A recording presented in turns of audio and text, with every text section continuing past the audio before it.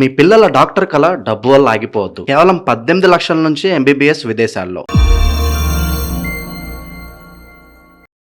అందరికీ నమస్కారం. నేను శిరీష. ప్రస్తుతం మనతో పాటు ఉన్నారు ప్రముఖ జ్యోతిష్య వాచస్పతి బ్రహ్మశ్రీ పోతుకూచి చంద్రమౌళి శాస్త్రి గారు. గురుగారితో మాట్లాడదాం. నమస్కారం గురుగారు. ఓం శ్రీమాత్రే నమః. గురుగారు, ఆగస్టు మాసంలో వృశ్చిక రాశి వారికి ఎలా ఉందంటారు? ఎలాంటి జాగ్రత్తలు తీసుకోవచ్చు అంటారు? ఆర్థిక పరంగా, ఆరోగ్యపరంగా ఈ మాసం వీరి యొక్క గ్రహ గోచారం ఏంటి ఒకసారి తెలియజేయండి. అమ్మ, మనకి వృశ్చిక రాశి వారికి ఆగస్టు మాసంలో గ్రహాల యొక్క గోచార స్థితిగతులను కనుక చూసుకున్నట్లయితే వీరికి వృశ్చిక రాశి వారికి ముందుగా మనం సూర్య భగవానుడిని చూసుకున్నట్లయితే ఆగస్టు 16వ తేదీ వరకు ఈయన భాగ్యస్థానంలో ధనాధిపతి అయినటువంటి పంచమాధిపతి అయినటువంటి గురుడితో కలిసి ఉన్నాడు. ఆగస్టు 16 వరకు. ఎందుకంటే మనకి ఆయన సూర్య సంక్రమణం అని జరుగుతూ ఉంటుంది. 16 తర్వాత మళ్ళీ ఆయన రాశి మార్పు చెందుతాడు. కాబట్టి 16 వరకు ఏంటంటే వృశ్చిక రాశి వారికి ఆరోగ్య విషయంలో కానీ తండ్రి గారి విషయంలో కానీ కొంతవరకు అనుకూలమైనటువంటి పరిస్థితులు కలుగుతాయి. ఇక కుజగ్రహ భగవానుడు ఈయన ఇప్పటి వరకు సప్తమంలో ఉండి ఆగస్టు ముందు వరకు భార్యాభర్తల మధ్య, వ్యాపార వ్యవస్థల మధ్య, వ్యాపార భాగస్వాముల మధ్య, వ్యాపారాల్లో నష్టాలు, కష్టాలు, పెట్టుబడులు ఎందు ఇబ్బందులు, సంతానంతో గొడవలు, లేకపోతే అప్పుల బాధలు ఏవైతే పడ్డారో అవన్నీ ఇంకొంచెం సమస్యాత్మకంగా మారే అవకాశం ఉంది వృశ్చిక రాశి వారికి. పెరుగుతాయి. ఎందుకంటే ఆగస్టు మొత్తంలో ఈయన మిథున రాశిలో సంచారం, 8వ రాశిలో సంచారం వలన ముందు అసలు వీళ్ళు ఏది మాట్లాడినా గొడవ, అందరూ శత్రువులు అయిపోతారమ్మ వృశ్చిక రాశి వారికి. ఎందుకని? వృశ్చిక రాశికి అధిపతి ఎవరు? కుజుడు. ఈ కుజుడు ఇప్పుడు ఆ ఇంటి అధిపతి బాగుంటేనే కదా అన్ని బాగుంటాయి, అందరూ బంధువులు అవుతారు. ఊర్లో బయట వాళ్ళందరూ కూడా బంధువులు అవ్వాలన్నా, అవతల వాడు వీడికి ఏదైనా సత్కారం చేయాలన్నా, వీడికి డబ్బులు ఇవ్వాలన్నా, వీడు అనుకున్న పనులు కావాలన్నా ఈ ఇంటి అధిపతి మంచి స్థానంలో ఉండాలి. ఈయన వెళ్ళి శత్రు స్థానంలో ఉంటున్నాడు. 8వ రాశి ఎలాంటిదంటే అమ్మ మృత్యు రాశి, అంటే ప్రమాదాలు సూచిస్తాడు. ఈయన ఆధిపత్యం ఏంటి? రాస్యాధిపత్యం. అంటే ఆరోగ్యాన్ని తీసేస్తాడు, అంటే అనారోగ్యాన్ని ఇస్తాడు, ఆపరేషన్స్ చేయిస్తాడు. అట్లాగే 6వ స్థానం ఏం తెలియజేస్తుంది? శత్రు రోగ రుణస్థానాన్ని చేస్తుంది. ఈ స్థానాధిపతి మంచి స్థానంలో ఉంటే పర్వాలా, కానీ 8 శత్రుక్షేత్రమే. దానివల్ల ఏంటంటే ఎక్కడో అక్కడ శత్రువులు, అదే ఎట్లా బంధువుల్లోనే ఆగంతగా అంతర్గత శత్రువులు ఎక్కువైపోతారు. వ్యాపార వ్యవస్థలో ఉన్నటువంటి వాళ్ళు శత్రువులు అవుతారు. వీరు కోపాన్ని, ఆవేశాన్ని, కారాలని, ఉప్పుని, అల్లం పచ్చిమిరకాయలని అన్నింటినీ తగ్గించి టీలు కాఫీలు తగ్గిస్తే కాస్త అవన్నీ తగ్గుతాయి. అంతేగాని వర్షం పడుతుంది కదా అని బాగా 4-5 మైసూరు బజ్జీలు తిన్నారనుకోండి, అదే మామూలు బజ్జీలు, పచ్చిమిరకాయ బజ్జీలు, ఇంటికి వెళ్ళంగానే విపరీతమైన కోపం వస్తుంది, అవుట్. ఇలాగే వస్తాయి. లేకపోతే ఫోన్ చేస్తారు ఎవరో ఒకళ్ళు, ఆఫీస్ వాళ్ళు, లేకపోతే వీళ్ళు చేసే వ్యాపారంలో ఇంకెవరైనా సరే ఏ రకంగా ఫోన్ వచ్చినా వీళ్ళకంతా లోపల టెంప్ట్ అవుతూ ఉంటుంది అన్నమాట. అందుకనే వీరి యొక్క రాస్యాధిపతి ఈ నెలల్లో బాలేదు కాబట్టి కూల్ డౌన్. ఒక గురుడు చూస్తున్నాడు కాబట్టి కొంచెం ఓపికగా ఉంటారు. వాళ్ళ జాతకంలో యోగించే గ్రహం గురువు అయితే, లేకపోతే ఆయన చూపు కూడా వీరికి ఇంకో రకమైనటువంటి మల్టీపర్పస్ ఇబ్బందుల్ని కలుగజేస్తుంది. కాబట్టి డబ్బులు అయితే యాక్టివేట్ అవుతాయి ఉన్నంతలో. కుజగ్రహం అస్సలు బాలేదు కాబట్టి వీళ్ళల్లా ఓం శరవణ భవ, ఓం శరవణ భవ, ఓం శరవణ భవ. కుజగ్రహానికి తప్పకుండా జపశాంతి, హోమశాంతి చేసుకోవాలి. ఒక రకంగా ఇది కుజదోషం లాంటిది. జన్మజాతకంలో కుజదోషం వలన ఎన్ని ప్రమాదాలు ఉన్నాయో, ఎన్ని ఇబ్బందులు, వివాహపరంగా ఆటంకాలు, వ్యాపారాల్లో నష్టాలు, సంతానపరమైన సమస్యలు, శత్రుబాధలు, రోగబాధలు, రుణబాధలు, ఇవన్నీ కూడా వృశ్చిక రాశి వారికి కొంత టచ్ అయ్యే అవకాశం ఉంటుంది. అందరికీ అవుతాయంటే అందరికీ అవ్వవు. జాతకంలో కుజుడు చెడ్డవాడైతే కంపల్సరీ అవన్నీ ఇస్తూ ఉంటాడు. ప్రయాణాలలో ఆటంకాలు, ఇబ్బందులు, ప్రమాదాలు, జాగ్రత్త. ఆకస్మికంగా ధన నష్టం కలుగుతుంది. వ్యాపారంలో కానీ లేదా బంధువులకి డబ్బులు అడిగారు కదా అని పటపట ఇచ్చేమాకండి గొప్ప కోసం. వృశ్చిక రాశి వాళ్ళు నష్టపోతారు, వాళ్ళే ఎదురు తిరుగుతారు. లేకపోతే ప్రయాణాల పరంగా కూడా ఆలోచించి నిర్ణయాలు తీసుకుని వెళ్ళండి. లేకపోతే ప్రయాణాల్లో భంగాలు అంటే రకరకాల సమస్యలు. కాబట్టి జాగ్రత్తగా ఉండండి. ఇక బుధగ్రహము కర్కాటక రాశిలో 9వ స్థానంలో ఉంటుందమ్మ. 9వ స్థానంలో ఉండటం ద్వారా భార్య ద్వారా వచ్చినటువంటి లేదా భర్త ద్వారా వచ్చినటువంటి డబ్బుని వీళ్ళు విపరీతంగా ఖర్చు చేయడం ద్వారా గృహంలో ఆకస్మికంగా కొన్ని సమస్యలు వచ్చి పడతాయి. అట్లాగే స్నేహితులతో చక్కగా దూర ప్రయాణాలకు వెళ్ళటానికి డబ్బు ఖర్చు పెట్టడం, దాని ద్వారా భార్యాభర్తల మధ్య కాస్త సంక్షోభాలే ఏర్పడటం.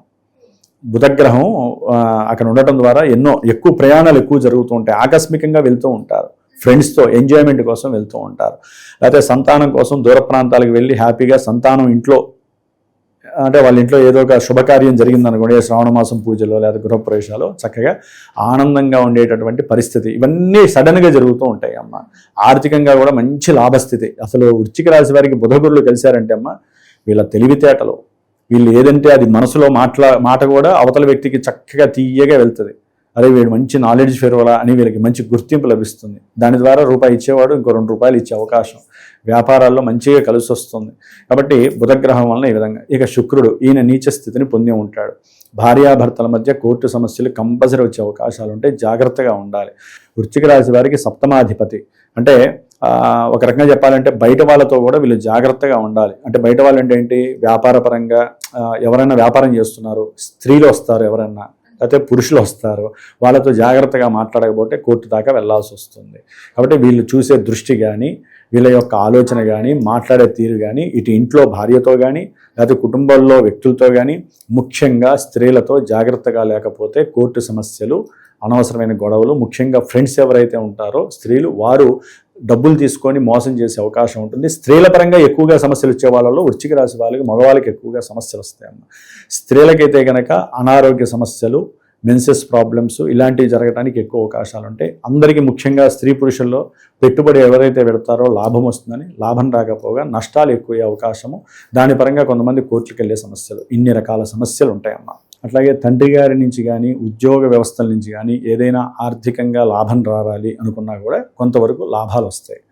ఎవరికైనా సరే ఈ పెన్షన్స్ కానీ లేకపోతే చిట్టిపాట్లు వేసిన వాళ్ళకి కానీ ఇవన్నీ గవర్నమెంట్తో లింక్ వచ్చినా అవన్నీ కూడా కలిసి వచ్చడానికి వృశ్చిక రాశి వారికి అవకాశాలు ఉన్నాయి. అంటే ధనం ఏదో రకంగా మెల్ట్ అయిపోతూ ఉంటుంది, వచ్చేస్తూ ఉంటుంది వాళ్ళకి.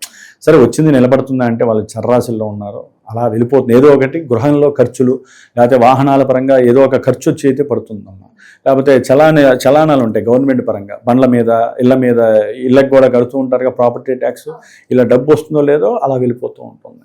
అంటే శుభకార్యాల నిమిత్తం కూడా ఖర్చు అయ్యే అవకాశం ఉంటుంది. విశేషంగా ఏదైనా దూర ప్రయాణాలకి ఒక దేవాలయం చూడాలని అప్పటికప్పుడు అనుకోవటం, డబ్బు వచ్చింది కదా వెంటనే ఆలోచనలు వస్తాయి. మనం హిందువులం కదమ్మా, మనకి వేరే ఆలోచనలు ఏముంటాయి, ఆ దేవాలయానికి పోదాం, కాశీ పోదాం, లేకపోతే ఇక్కడికి పోదాం, కృష్ణేశ్వర పోదాము, ఇట్లా బృందావనం పోదాం, ఏదో ఒక తాపత్రయం. అది ఎప్పుడు డబ్బు రాగానే మనం దాన్ని వదిలించుకునే మార్గాలు ఎలా ఉంటాయంటే వృశ్చిక రాశి వారికి 9వ భావం ఏంటంటే మన కర్మ, పూర్వజన్మల్లో చేసుకున్నటువంటి ఆర్జన ఏదైతే ఉంటుందో శుభ ఫలితాలు, ఈ రకంగా దేవాలయాలకి ఖర్చు పెడితే వాళ్ళకి కంపల్సరీ ఫలితం వస్తుంది. ఆ పోయిన జన్మలో చేసుకున్న ఆ కర్మ శుభ ఫలం అంతా కూడా క్లియర్ అయిపోతూ ఉంటుందమ్మా.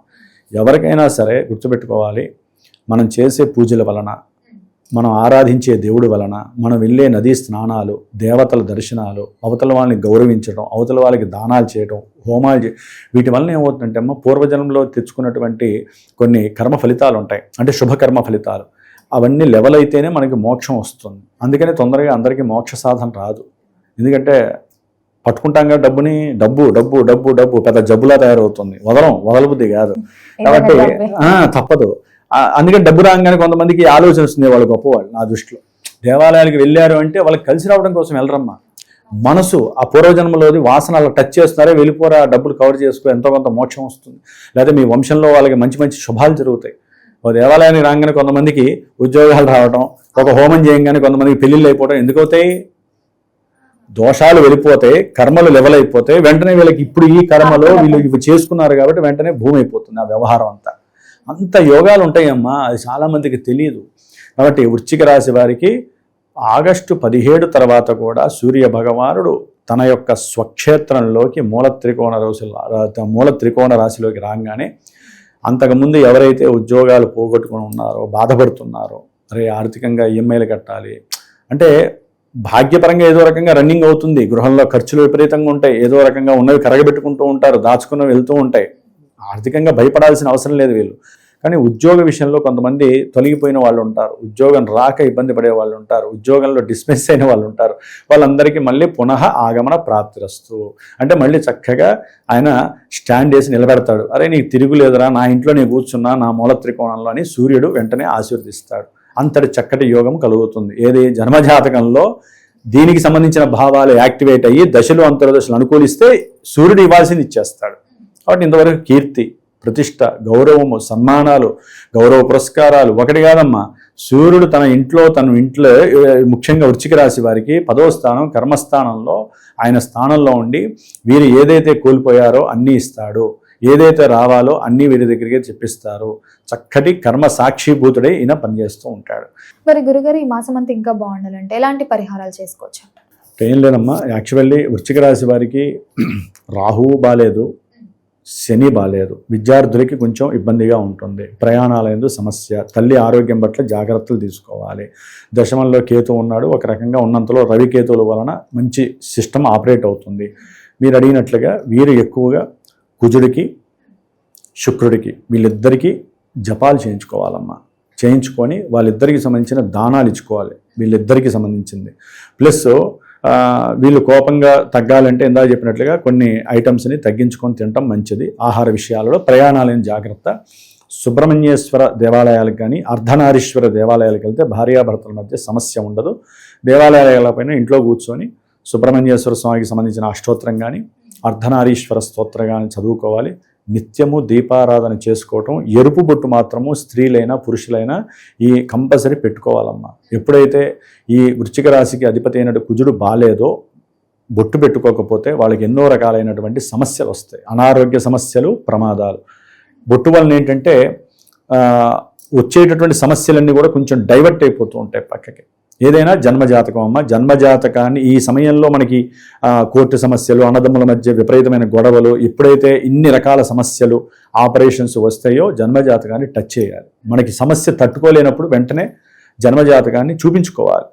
చూపించుకోవడం ద్వారా ఏంటంటే ఇప్పుడు నేను ఉన్నానమ్మా, చూసుకొని చక్కగా అమ్మ ఈ గ్రహానికి చేసుకోండి, ఈ గ్రహానికి మీరు జపం చేయండి, లేకపోతే నేను చేస్తాను, లేకపోతే హోమం చేసుకోండి, లేకపోతే ఇట్లా చేసుకోండి అని చెప్పి చెప్పడానికి ఉంటుంది.